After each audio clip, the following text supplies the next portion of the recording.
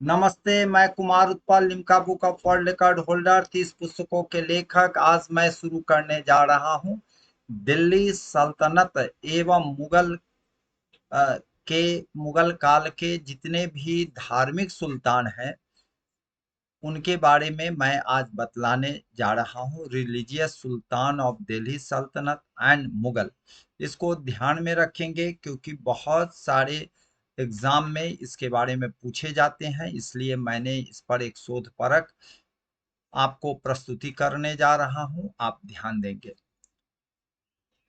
मैं आपको बता रहा हूँ, सबसे पहले शुरू कर रहा हूँ कुतुबुद्दीन ऐबक से शुरू कर रहा हूँ। कुतुबुद्दीन ऐबक जो थे वह आ, शुरू से ही कुरान को पढ़ने के लिए सीख लिए थे और इसीलिए कुरान का पाठ करने वाला के नाम से उनको कुरान ख्वाह कहा जाता है। तो कुरान के बचपन से ही कुरान ख्वाह वह थे, इसलिए मोहम्मद गोरी उनको गुलाम के रूप में एक्सेप्ट कर लिया और काफी पैसे दे करके उनको खरीदा था। तो वह कुरान ख्वाह थे, कुरान की अच्छी जानकारी उनकी थी। मैं दूसरे सुल्तान के बारे में बतला रहा हूँ, शम्स-उद-दीन इल्तुतमिश का, जो 1211 से लेकर के 1236 में रहे और उस उन्होंने बगदाद के खलीफा बगदाद के खलीफा जो थे, जो 1228 ईस्वी में अल मुंतसिर बिल्लाह के राजदूत दिल्ली भेजा गया से मान्यता प्राप्त किया और सम्मान के रूप में यामीन खिलाफत अल्लाह, देवता के उप का दाहिना हाथ, यामीन खिलाफत अल्लाह देवता के उप का दाहिना हाथ और नसीर अमीर उल मुमनीन वफादार के कमांडर का सहायक, यह जो है सम्मान और मान्यता इन्होंने प्राप्त किया और यह प्राप्त करने वाले प्रथम मुस्लिम शासक थे। तो यह बराबर आपको खास करके बीपीएससी और यूपीएससी की परीक्षाओं में यह पूछे जाते हैं, यामीन खिलाफत अल्लाह और नसीर अमीर उल मुमनीन, इसको ध्यान में रखेंगे। आइए मैं आगे बढ़ रहा हूँ। गियासुद्दीन बलबन, जिसको बहाउद्दीन भी कहा जाता है, ठीक है ना, 1266 ईस्वी से लेके 1286 ईस्वी तक। वैसे यह जो है आपको 20 साल अपने दामाद नासरुद्दीन महमूद के साथ काम किए वजीर के रूप में और 20 साल स्वतंत्र शासक के रूप में।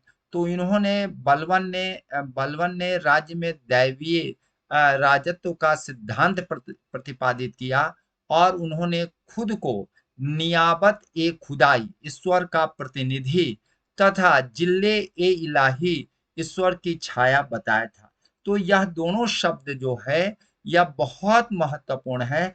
आपसे पूछे जाएंगे कि यह नियाबत ए खुदाई कौन धारण किए थे और जिले ए इलाही, ईश्वर की छाया, कौन अपना अपना नाम रखे थे। तो इसको ध्यान रखिएगा, नियावत ए खुदाई और जिले ए इलाही का ध्यान आप रखेंगे, यह पूछे जाएंगे।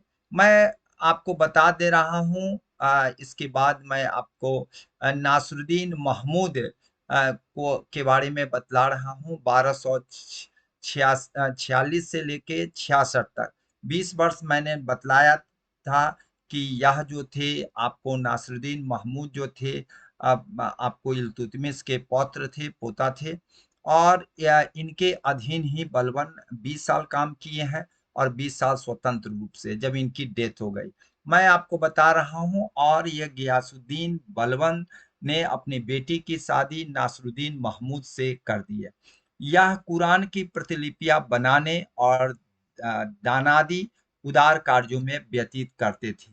मैं एक छोटी सी घटना आपको बता रहा हूँ कि बलबन की बेटी जो इनकी पत्नी थी, वह भोजन बनाने के क्रम में उनका हाथ जल गया, तो उन्होंने कहा कि एक नौकर की व्यवस्था कर दीजिए।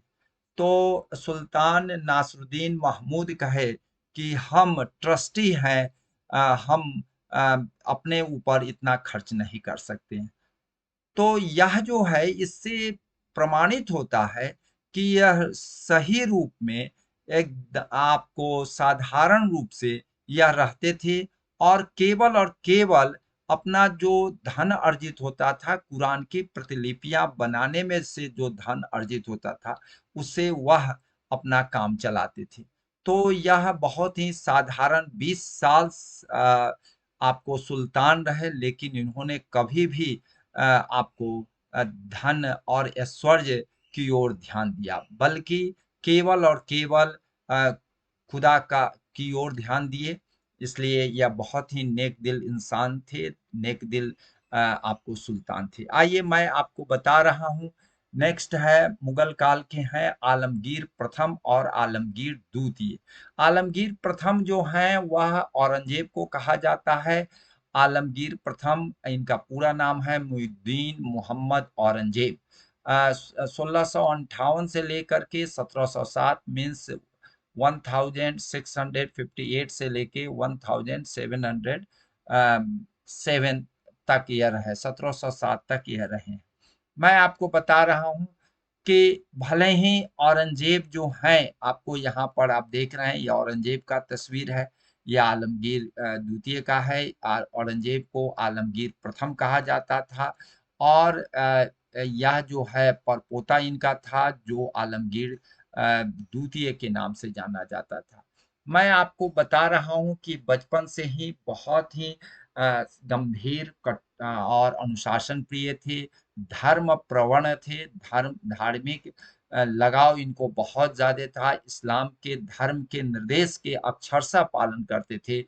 सूरा सुंदरी संगीत से इनका तनिक भी लगाव नहीं था। भले ही वीणा जानते थे और वीणा बजाते थे, लेकिन अन्य किसी संगीत और नाच गान में इनका कोई लगाव नहीं था।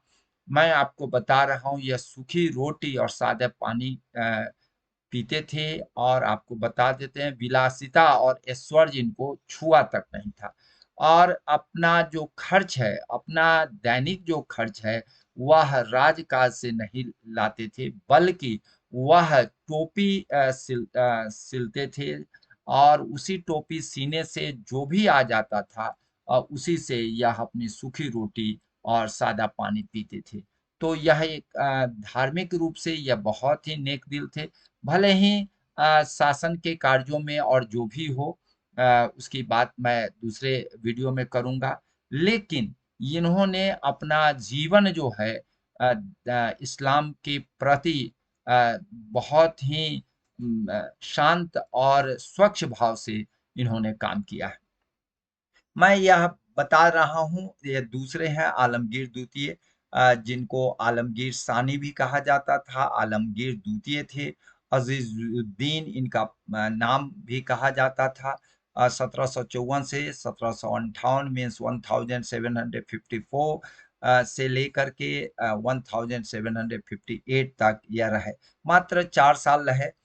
आपको यह बहुत ही आश्चर्यजनक लगेगा कि 7 वर्ष की उम्र में ही कुरान को यह याद कर लिए थे, कंठाग्र था, पूरा इनको याद था। और यह जो है पांचों वक्त नमाज पढ़ते थे और यह आपको बिना बॉडीगार्ड को लिए हुए मस्जिद में जाते थे और वहां अपना पांचों वक्त नमाज पढ़ के फिर से चले आते थे। इनकी मृत्यु भी हुई, सो आपको बता देते हैं।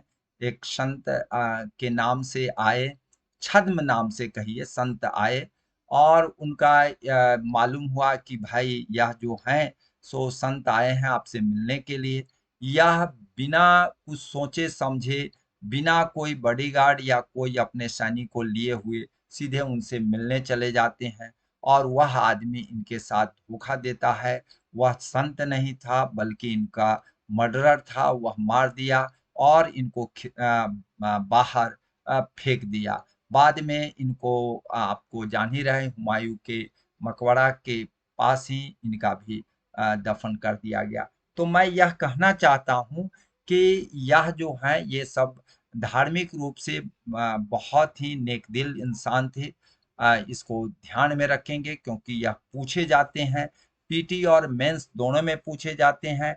मैं इसका स्रोत जो है आप जान ही रहे हैं, गूगल अभी बहुत बड़ा स्रोत हो गया है और गूगल नेटवर्क तो आप जरूर अध्ययन करेंगे। इसके अलावे भारत का इतिहास एल श्रीवास्तव जी का है।